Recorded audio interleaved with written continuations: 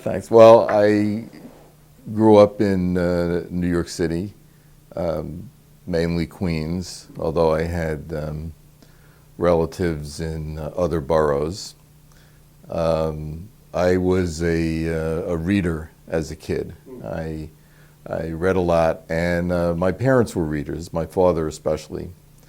I used to go with him to the library on Saturdays, and I remember at a certain point getting into an argument with the children's librarian because I wanted to take adult books out. I mean, I would read the books that my dad brought home anyway, so I read some strange things, Bernard Malamud, and odd things. But I think the argument was I wanted to take out the Tolkien books, which were in the adult section, and you had to get special permission to take them. And anyway, I remember that. But the library was an important place for me, and I kind of always wanted to be a writer. I mean, I enjoyed writing and did a fair amount when I was in grade school. When I was a teenager, I got interested in movies, and in fact, there were relatively few books on film at that time. This is the early '60s, and I remember going to the various libraries in Queens.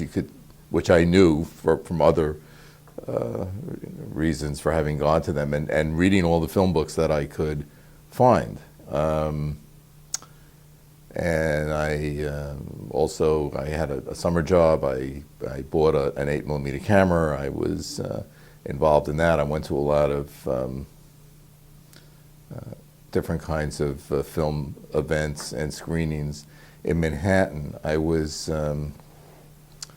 very fortunate in that the school that I went to, the high school that I went to, Francis Lewis High School, I think now it's known as Franny Lou, but Francis Lewis, when I was there, was extremely crowded. In fact, while I was in high school, I was born in 1949, which is, I think, the peak year of the baby boom. Certainly was the peak year for draftees in Vietnam. I remember that. But they opened a new high school almost every year, new high school in Central Queens, almost every year during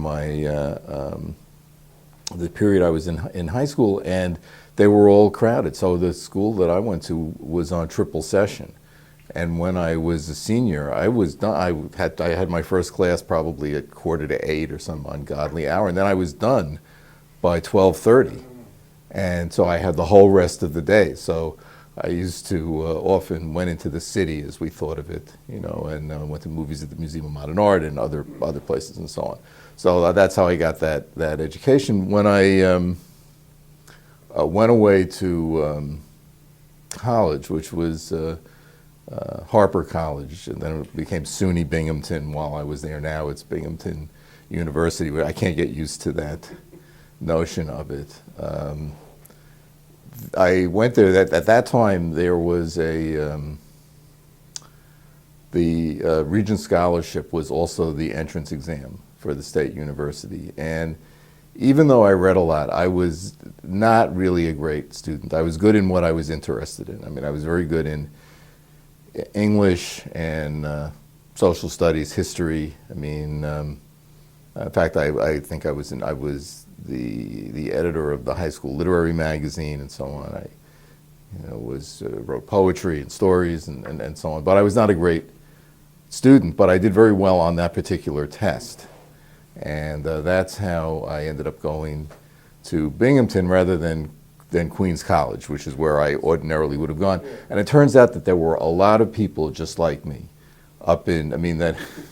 that Harper was full of kids from New York City, from the boroughs, who took the exam, did well, and suddenly found themselves in what to us was like the back of beyond. I mean, just like an unimaginable place. And while I was there, it got officially incorporated into Appalachia because Senator Kennedy got it included in some kind of poverty program. Anyway, it was a memorable place. I met a lot of really brilliant and in some ways troubled or complicated people while I was there. I was involved in writing there too. I think I was an English major to begin with, but then I was always very active in the film society, and which is what in the pre VCR days. I mean, if you wanted to see something, you joined the film society. You persuaded them to show whatever you wanted to see, and then the place could be empty, but you got to see it.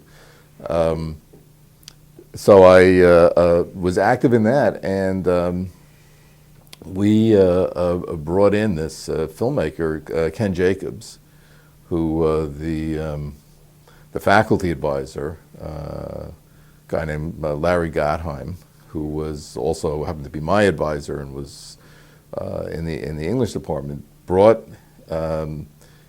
Ken Jacobs down to lecture for a number of days. I think this probably was in 1969, maybe in the spring of '69, and out of that, a film department started. And so, even though I was I'm guessing a junior at that point, I was able to somehow take film courses for the rest of the time that I was there and graduate with some kind of degree in film. I might be the first person to have gotten that. I mean, I was a super senior too, but that's another story. But anyway, I think I was able to finesse that. And then after school, I went back to New York. I was involved in filmmaking and various other kinds of underground activities, but I always kept a notebook of writing. Whenever I would see something, I would write about it, and sometimes it was just notes. Sometimes I would work it into something more polished, a kind of critique. Sometimes it was very personal. Sometimes it was somewhat more detached, and